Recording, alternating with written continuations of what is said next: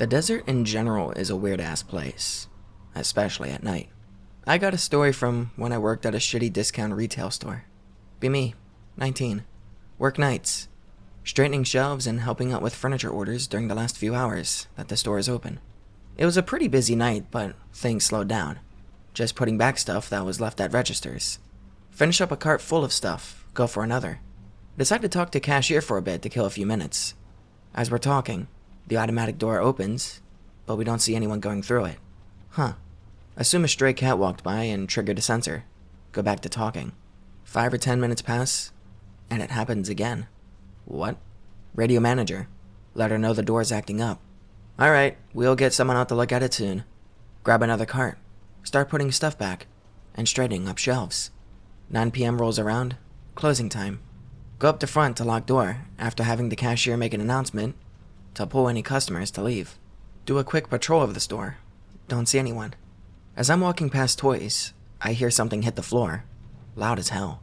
Peek head into aisle to see a large and terribly cheap toy robot thing has fallen and is on the floor in pieces. Pick everything up and go to take it to the front to be logged as damaged. As I start walking, I hear something else in another aisle fall. What in the fuck.png? Loop back to where I heard the noise. Find a large can of hominy has fallen and is leaking. Pick it up and make a note to start there when I go to get the mop. Go up to front with damaged goods. Cashier takes care of these for me.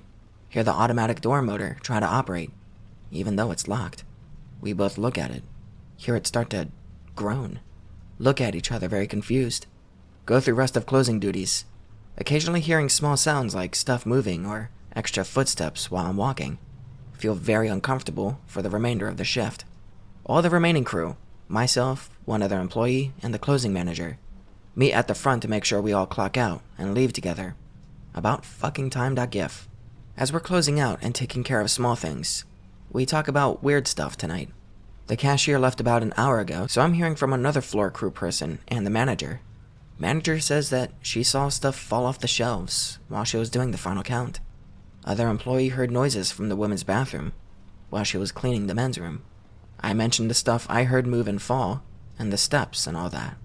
We all just sort of shrug and go to leave. Manager triggers the alarm, locks up the door behind us, and we're all hanging around out front for a few, as we usually do. I light a smoke. The moment everyone is out of the store and just hanging around, we hear a loud crash from inside. That face when a whole set of shelves that makes up an entire aisle collapses. That face when I just sorted out all that product about 45 minutes ago. We all just look at each other and say nothing. Next day, boss comes in to find a whole aisle collapse on the floor. Checks cameras. Cannot figure out what did it. Never had anything like that happen at that store again. There was a lot of weird stuff at that store, but this was the only major event that nobody could explain. 7 years old. At home, along with sister and grandma. Watching Rugrats with my sister on the first floor of the house where I used to live. It was already night. Decided to go to bed, go upstairs. I used to sleep with my grandma because I was afraid of sleeping alone. Lie down next to her. The bedroom door is open, and there was a room next to the bedroom with the lights on. The reflection of the light keeps hitting the door. Having a hard time to fall asleep. Look at the door and see a giant shadow. It looked like a being with a crocodile mouth, long hair, and a slightly chubby body. It was as if it were the Cuca from Sítio do Pica-Pau Amarelo. Yeah, that. Never liked the show. Never watched more than 5 minutes of it. Wasn't my sister because I always hear when someone is coming up the stairs. Try to wake up grandma. She grumbles, typical of an old person being woken up but wanting to sleep more. She wakes up for a bit. I ask her if she sees that. She says yes and goes back to sleep. I laughed at this memory. Crawl to the edge of the bed, which was in front of the door. As I get close, I get scared and go back. Hide under the blanket. Blink. And it's already morning. Go downstairs and see my grandma having breakfast. Family starts talking about random things. I join the conversation and ask my grandma if she saw that the day before. I don't remember what she said, but I know we never talked about the subject again. I always forget to ask about this whenever I talk to her, but Next time, I'll try to remember and find out if it was my imagination or not. This one's great. 1970s. My father's waiting for his workplace to open. The place in front of the construction site where he works is a cemetery.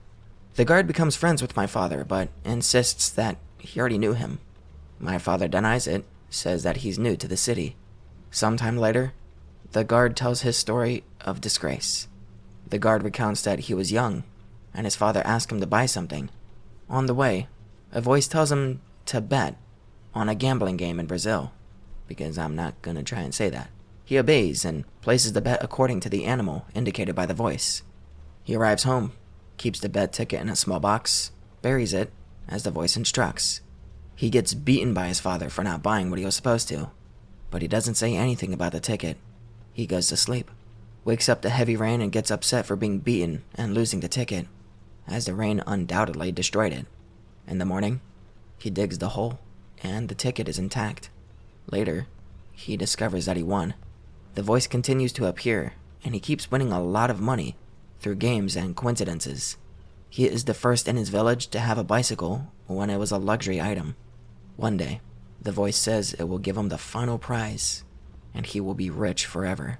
He just needs to sell his soul. He refuses, lives as a poor man for the rest of his life. I've shared this a few times, maybe someone remembers. A long time ago, my parents were going to travel and return only the next day.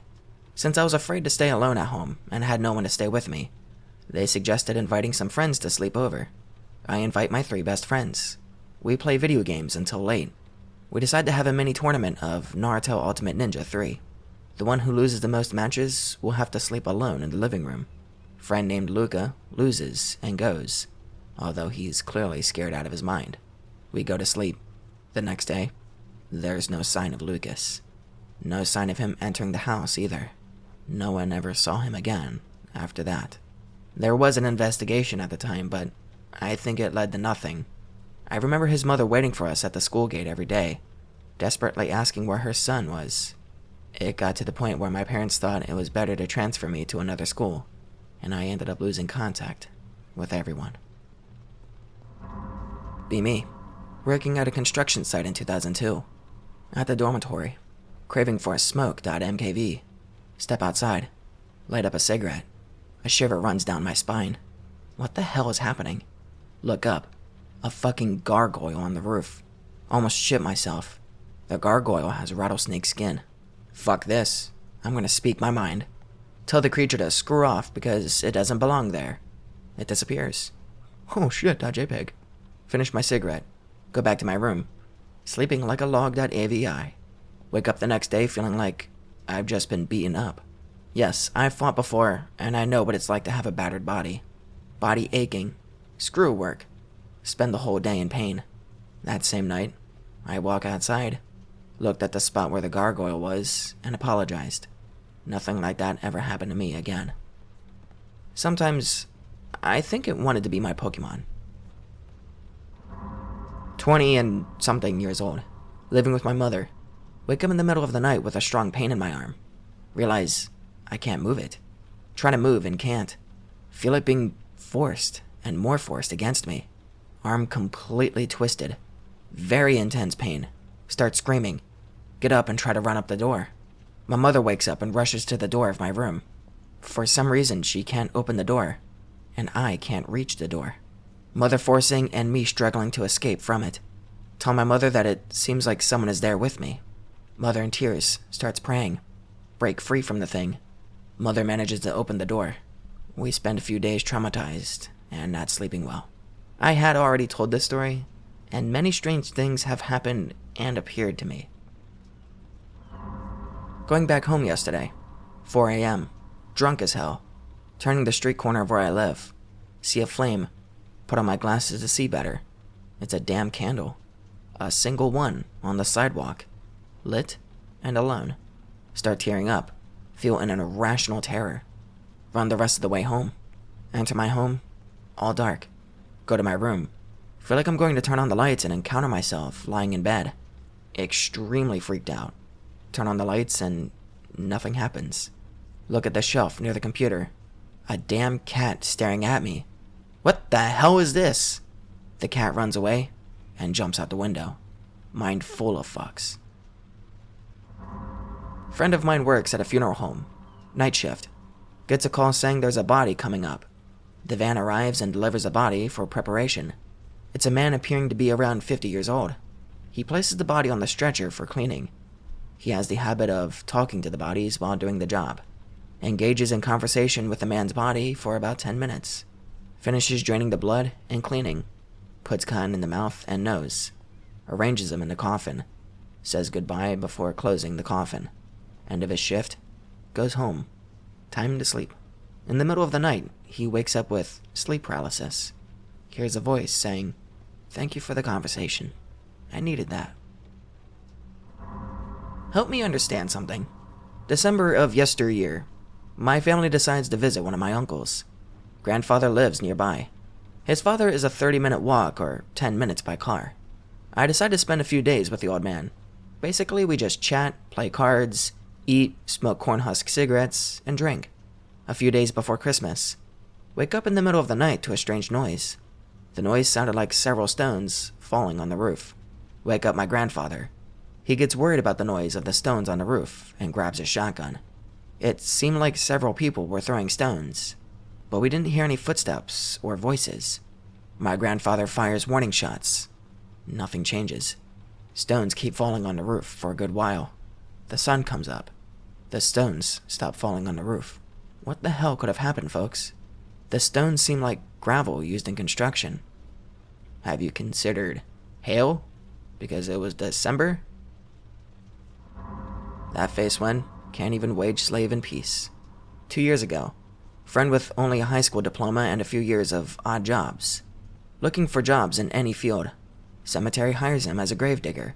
On the first day of work, he goes there at 5 a.m. Cemetery is empty.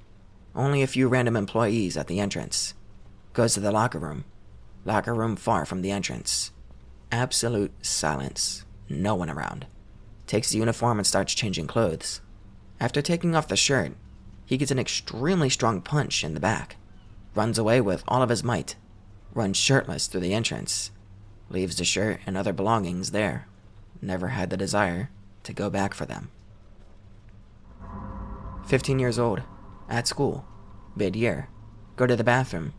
A kid in a school uniform that I've never seen before is crying in the corner. Is everything okay? He looks at me, says nothing, and then puts his face on his lap and continues crying. Shrug it off. Piss. Wash my hands. Go back to the classroom. Tell everyone. Describe the kid. No one knows him. A friend of mine goes to the bathroom immediately to see this strange kid. No one is there. The year goes by. Never see that boy again. Ask everyone around school to see if they knew him. Not a single person knows. Not even the teachers, janitors, or the principal. The strange thing is that this school was tiny. In my class, for example, there were only 10 students. Everyone knew everyone. It was impossible not to know. Be my grandfather. Be alone at home in an isolated land in the middle of nowhere. In the middle of the godforsaken 80s, or 70s or 90s, he didn't tell me the year, just said it was a long time ago. Calm summer night. Decide to make some coffee. Hear the dogs start barking desperately. See something moving outside, in the poorly illuminated vegetation. Get really scared. The figure approaches. It's none other than a huge black dog.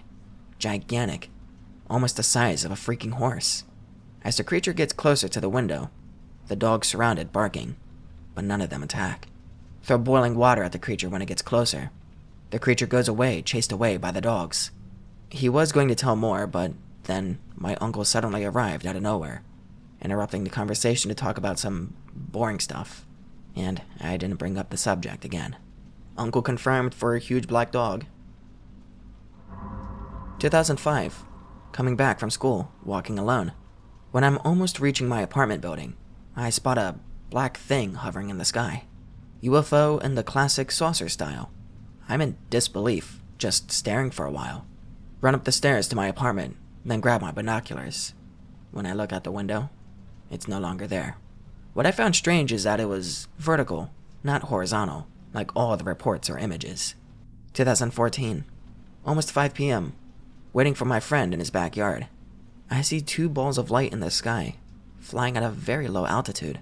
One is quite large, and the other is smaller right next to it. This one was more impressive than the first because I saw it more up close.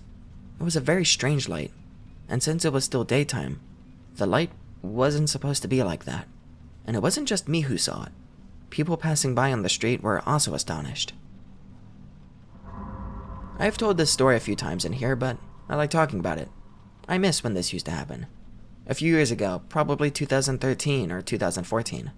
Had the habit of staying on the phone with a chick until one of us fall asleep. Both practically falling asleep and silent due to fatigue. Hear the scream of a desperate woman, as if she was right in beside me. Don't give a damn, thinking it was just hallucination due to my sleepy state. About 10 seconds later, the chick asks, "Dude, did you just scream?" I say no. My ass clenches.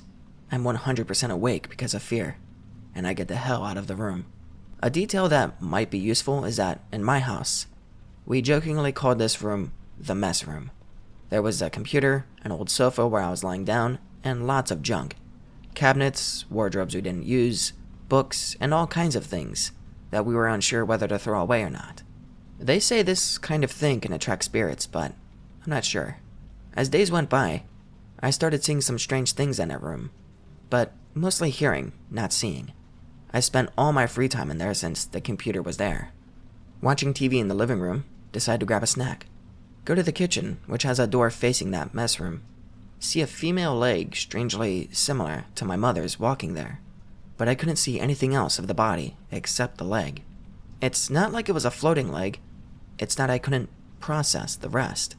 My ass clenches again, but I notice my cat is there, and I rush to rescue him. Run to get him off the couch, and I feel a presence that exerted a certain pressure on me. Start feeling someone watching me occasionally whenever I was in the room. Eventually, I get used to the sensation and stop being bothered by it. One day, while lurking in here, I see a fucking woman next to me. She was extremely tall, wearing a blue dress, like those of old maid dresses, and a hat on her head. I couldn't process her face either. It wasn't void, but I simply couldn't see how it was. However, I could see the rest of her body. Scared of her, but her presence was comforting, and it calmed me down. Get used to her presence, and start greeting her and saying goodbye when going to sleep. Get increasingly warm whenever I saw her or felt her presence. Always in the same position with arms forward and fingers intertwined. Give her a name, which I can't remember. After a few months, I stopped seeing her and feeling her presence. To this day, I'm puzzled by this.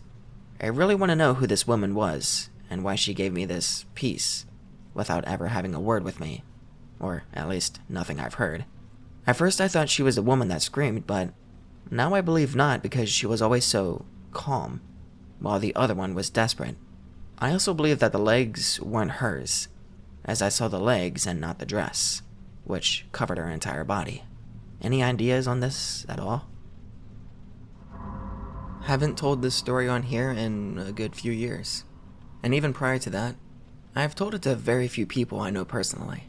It is one of the only truly strange encounters I've ever had, and I still get majorly creeped out thinking about it. Around 2013, myself and two buddies went camping in Scrubland, in rural Victoria, Australia. The particular area we were camping on was owned by a family of one of my mates, and a few of his family came with us as well. His family stayed in a small unpowered cabin in the dead center of his property, while we roughed it in a medium-sized tent about 300 meters from the cabin in the scrub, in a small clearing. We wanted to keep our distance from the others for our trip, hence why we decided to pitch our tent that far away. We set up our tent not long after we arrived, and decided to explore a bit before dark. For context, the property sits against state-owned bushland and blue gum plantations, with many creeks and washes snaking through the area. We walk for a little while to a dirt road that leads up past the property to a creek, with a small cement bridge crossing it. We decide to clamber down the side of the creek bed to the water, which was only just flowing, and follow it upstream. We follow it for a while, trying to avoid accidentally stepping on a tiger snake, or getting covered in leeches. In the mud, not far away from the water of the creek, we find the partially buried remains of an animal. Looking back, likely a kangaroo based on the size of the bones. Creepy, but the three of us think nothing of it in that moment. Why it was up the creek this far, and partially buried, I have no idea. The area isn't subject to flooding, and I doubt a local would go to the effort of moving roadkill this far. Anyway, we continue up the creek and find another pile of bones and rotting meat, sticking out the side of the creek bed, covered in branches. This time, we all find it odd. The stench was strong and foul, so we decided to turn back. The creek was getting a little hard to follow now, with the brush getting thicker. We walk back the way we came, passing the first lot of bones we saw earlier, and then clamber back up the creek bed to the small bridge. We didn't notice it before, but the stench from the rotting animal upstream seemed to follow us all the way back to the bridge. It was so foul it almost made your eyes water. A very sharp, sickly smell. We decide to head back and meet up with my mate's family before we head over to our tent for the night. A few hours pass, and by now, it's about 8 p.m. Still just light out, and we have set up a small fire by the tent. We cook up some bacon and eggs, typically Aussie camping food, and by the time we were done eating, it's pitch dark outside, and we decided to try and catch some sleep as we plan to do a big kayaking trip in a river nearby. We all get in our own sleeping bags, but the tent isn't all that large, so we are pretty much shoulder to shoulder. But none of us really minded at the time. It was a little uncomfortable on foam sleeping mats though, and none of us got very restful sleep. I don't remember falling asleep, but in the middle of the night, I was awoken by footsteps. Odd, I thought, as the family who were staying in the cabin, some 300 meters away, were elderly, or very young.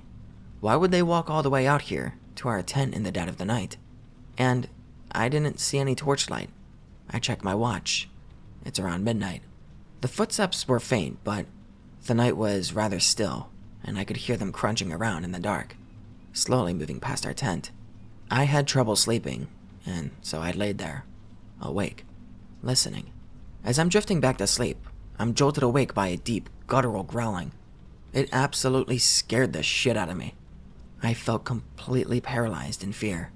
The growling got louder, and then it turned to more like a series of deep, low barks, almost like deep laughter. I jostle my friends next to me awake, but say nothing. The two of them bolt upright in their sleeping bags, only barely visible by the moonlight coming through the tent walls. The sounds stop. Footsteps start again, coming closer to our tent.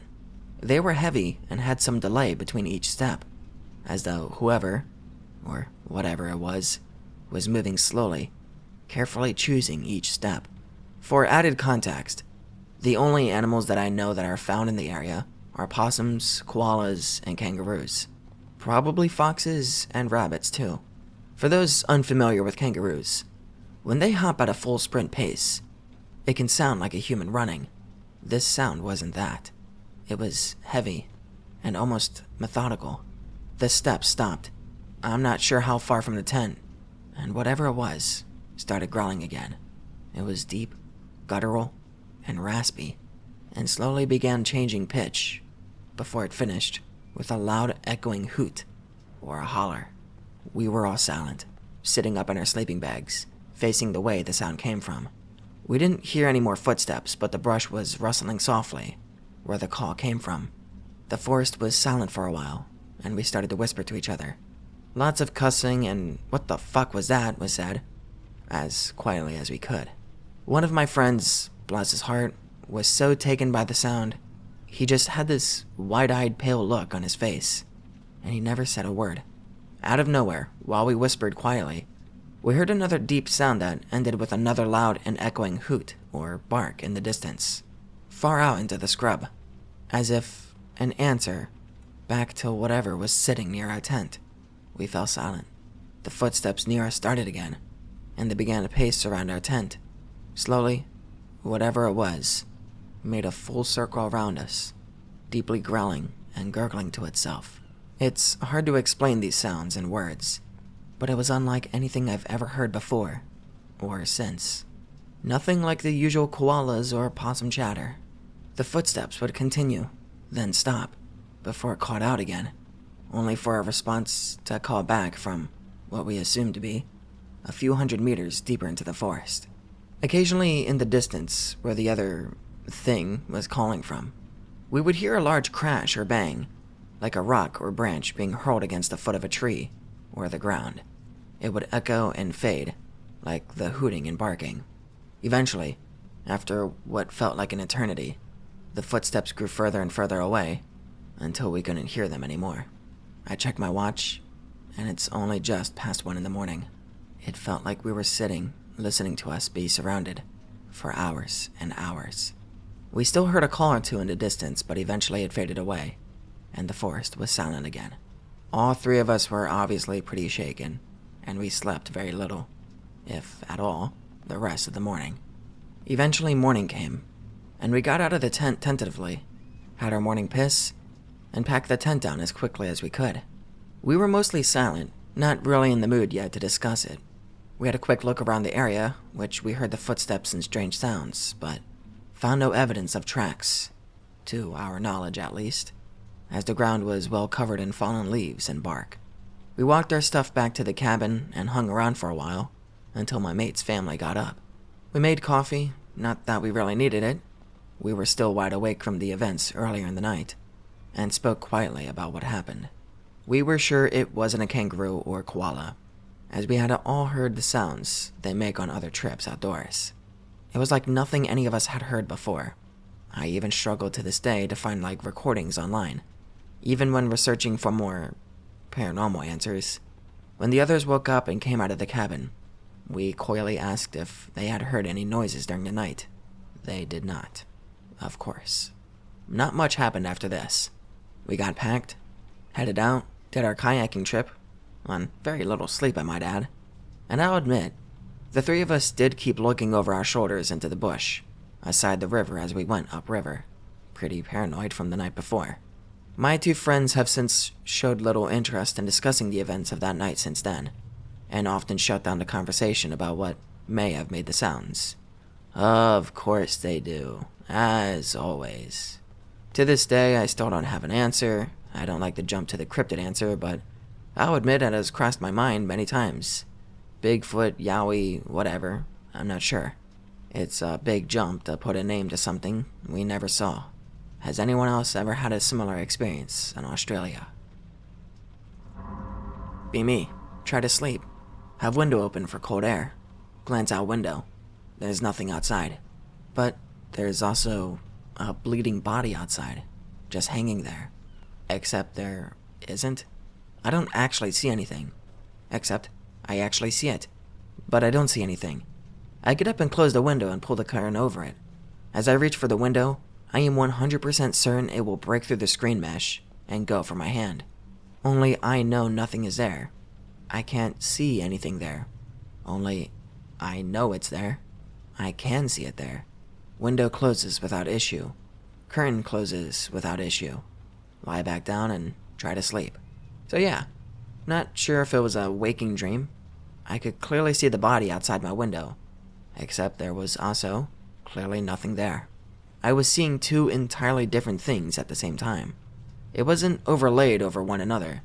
It was two separate and distinct visuals I was seeing simultaneously. I'm at a loss. Christmas night, pretty drunk. Step outside to vape since last night, my vape set off the smoke detector. Really need to piss. Decide to pee on a nearby bush. Doing my best to spread my stream all over the bush because wee-wee. Suddenly, a bright light flashes right in front of me. Split-second impression of wings burned into my vision in the dark, before it's gone. Standing there blinking and holding my dick. Pretty sure I just pissed on a ferry.